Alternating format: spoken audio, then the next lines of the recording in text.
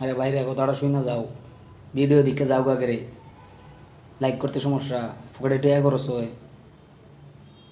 দু একটা লাইক করলে কি ফোকাটে টেয়া কমে যাবো গা, না ফেসবুক থেকে কোনো এমবি যাবো গা কাটিয়া? ভিডিও সারি, বিভিন্ন মানুষের সারে, একজন একজনের সাপোর্ট করবা, এটা কি সমস্যা হয়? কি না কি সম্পদ কমে যাবো গা?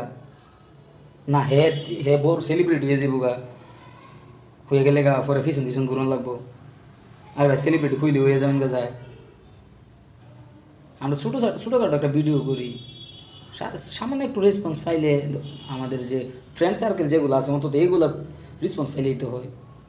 আমরা কি চাই যে এত এত মানুষ, ফলোয়ার, মিলিয়ন মিলিয়ন ফলোয়ার লাগবো, ভিউ লাগবো? আমরা কি এরকম কন্টেন্ট তৈরি করি? আজও যদি এরকম করতাম তাইলে ঠিক আছিল, এগুলো আর বলা লাগতো না। আমরা তো এই ধরনের কোনো ইয়া করি না, আমরা নর্মালি কন্টেন্ট যেগুলো এগুলো ইউজ করি। এটা নিয়ে কোনো এত চাপ নিয়ে লাভ আছে? আজব মানুষ। বোঝা যায় যে পকেট থেকে টিয়া খরচ হইতেছে, দিব না, লাগবো না, পছন্দ না হলে লাগবো না, সমস্যা নেই।